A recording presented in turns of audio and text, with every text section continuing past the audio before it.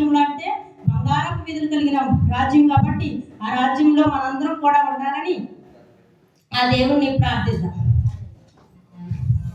అంతేకాకుండా దేవుని మార్గం ప్రియులారా, భూమి మీద ఆ మార్గం తెలియబడాలని. ఒకవేళ తెలియబడకపోతే నీవు ఇంకా కూడా మనం అజ్ఞానంలో ఉన్నట్టే, చీకట్లో ఉన్నామని అర్థం. అందుకే దేవుని వాక్యం చెబుతుంది, నీ వాక్యమే నా పాదములకు దీపము, నా త్రోవకు వెలుగై ఉన్నది.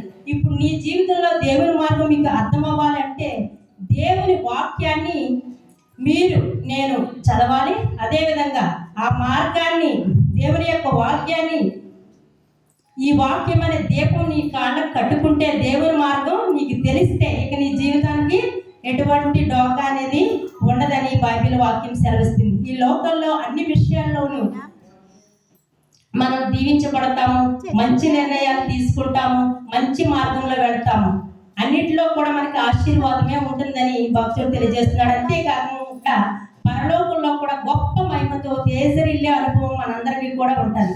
మన సహోదరి సహోదరులారా, అన్య జనులందరిలో నీ రక్షణ తెలియబడినట్లు, ఇక్కడ చూస్తే భూమి మీద నీ మార్గం తెలియబడినట్లును, అన్య జనులందరిలో నీ రక్షణ తెలియబడినట్లును దేవుడు మమ్మను కరుణించి మమ్మను ఆశీర్వదించును గాక, ఆయన తన ముఖ కాంతిని మా మీద ప్రకాశింపజేయను గాక అని సెలవిస్తుంది. అంటే దేవుడు ఎలా రక్షిస్తాడు, ఎలా సహాయం చేస్తాడు, దేవుడు అసలు ఎలా విడిపిస్తాడు? ప్రియులారా, దురదృష్టం ఏంటంటే లోకంలో ఎవరికి ఇటువంటిది లేదు. కేవలం యేసు ప్రభుని నమ్ముకున్న వాళ్లకు మాత్రమే ఇటువంటి విషయాలు బోధింపబడుతున్నాయి. అంతే కదా, మనకున్న రోగాల నుంచి కానీ, ఆర్థిక ఇబ్బందుల నుంచి కానీ, ఎటువంటి మనం ప్రాబ్లమ్స్లో, బాధల్లో, ఇరుకుల్లో, ఇబ్బందుల్లో ఉన్నప్పుడు కానీ నా దేవుడు ఉన్నాడు, నన్ను విడిపిస్తాడు, నాకు సహాయం చేస్తాడు